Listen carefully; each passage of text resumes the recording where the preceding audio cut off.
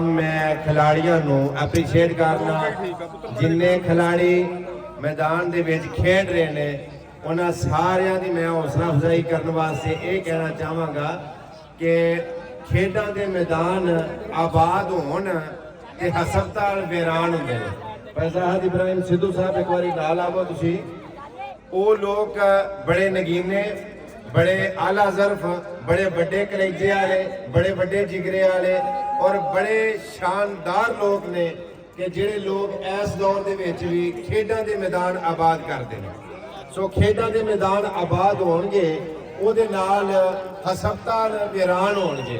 जदों खेडां दे मैदान तुसीं बर्बाद कर छड़ोगे, खेडां दे मैदानां दे विचों तुसीं मतलब निकल जाओगे, तो नुकसान ये होएगा कि नौजवान जिहड़े ने यंग जनरेशन साडी नवीं पूंग साडे अगले मुस्तकबिल दा जिहड़े साडे मान ने वो फिर नशियां ते लगणगे, वो फिर बेराह रवी दा शिकार होणगे, वो फिर उन्हां रास्तियां दे उत्ते जाणगे कि जिन्हां रास्तियां नूं वेख के बंदा खौफ खांदा है। वो वालदैन ਜਿਹੜੇ ਖੇਡਾਂ ਦੇ ਮੈਦਾਨ ਦੇ ਵਿੱਚ ਜਾਣ ਵਾਸਤੇ ਆਪਣੇ ਬੱਚਿਆਂ ਨੂੰ ਰੋਕਦੇ ਨੇ, ਉਹਨਾਂ ਵਾਲਿਦੈਨ ਨੂੰ ਚਾਹੀਦਾ ਹੈ ਕਿ ਆਪਣੇ ਬੱਚਿਆਂ ਨੂੰ ਜਿਮ ਜਾਣ ਦੇਣ, ਆਪਣੇ ਬੱਚਿਆਂ ਨੂੰ ਖੇਡਾਂ ਦੇ ਮੈਦਾਨ, ਚਾਹੇ ਕਬੱਡੀ ਦਾ ਮੈਦਾਨ ਹੈ, ਚਾਹੇ ਕ੍ਰਿਕਟ ਦਾ ਮੈਦਾਨ ਹੈ, ਚਾਹੇ ਕੋਈ ਵੀ ਖੇਡ ਦਾ ਮੈਦਾਨ ਹੈ, ਖੇਡਾਂ ਦੇ ਮੈਦਾਨ ਦੇ ਜਿਹੜਾ ਉਹਨਾਂ ਨੂੰ ਜਾਣ ਦੀ ਇਜਾਜ਼ਤ ਹੋਣੀ ਚਾਹੀਦੀ ਹੈ।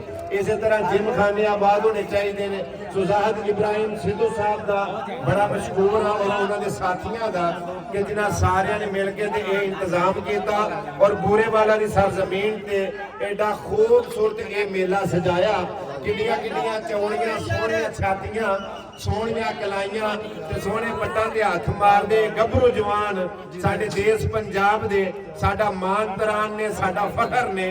और ਜਿਹੜੇ ਵੱਡੇ ਸਟਾਰ ਨੇ, ਵੱਡਿਆਂ ਸਟਾਰਾਂ ਨੂੰ ਤੁਸੀਂ ਐਪਰੀਸ਼ੀਏਟ ਕਰਦੇ ਹੋ, ਵੱਡਿਆਂ ਸਟਾਰਾਂ ਦੇ ਨਾਲ ਤੁਸੀਂ ਮਤਲਬ ਮਿਲਦੇ ਹੋ, ਵੱਡਿਆਂ ਸਟਾਰਾਂ ਨੂੰ ਤੁਸੀਂ ਥਾਪੜਾ ਦਿੰਦੇ ਹੋ।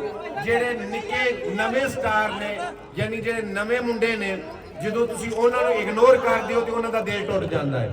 ਸੋ ਇਸ ਵਾਸਤੇ ਜਿਹੜੇ ਤੁਹਾਡੇ ਪਿੰਡ ਦੇ, ਤੁਹਾਡੇ ਇਲਾਕੇ ਦੇ, ਤੁਹਾਡੇ ਮਹੱਲੇ ਦੇ, ਤੁਹਾਡੇ ਆਪਣੇ ਹਲਕਾ ਅਹਬਾਬ ਦੇ ਜਿਹੜੇ ਨੌਜਵਾਨ ਖੇਡਾਂ ਦੇ ਮੈਦਾਨ ਦੇ ਵਿੱਚ ਜਾਂਦੇ ਨੇ ਜਾਂ ਕੋਈ ਇਸ ਤਰ੍ਹਾਂ ਦਾ ਕੰਮ ਕਰਦੇ ਨੇ ਕਿ ਜਿਹਦੇ ਨਾਲ ਸਾਡੇ ਮੁਲਕ ਦਾ, ਸਾਡੇ ਪੰਜਾਬ ਦਾ, ਸਾਡੇ ਵਤਨ ਦਾ ਸਿਰ ਫਖਰ ਨਾਲ ਬੁਲੰਦ ਹੁੰਦਾ ਹੈ, ਉਹਨਾਂ ਨੂੰ ਐਪਰੀਸ਼ੀਏਟ ਕਰਿਆ ਕਰੋ, ਨਾ ਕਿ ਉਹਨਾਂ ਦੀਆਂ ਲੱਤਾਂ ਖਿੱਚਿਆ ਕਰੋ।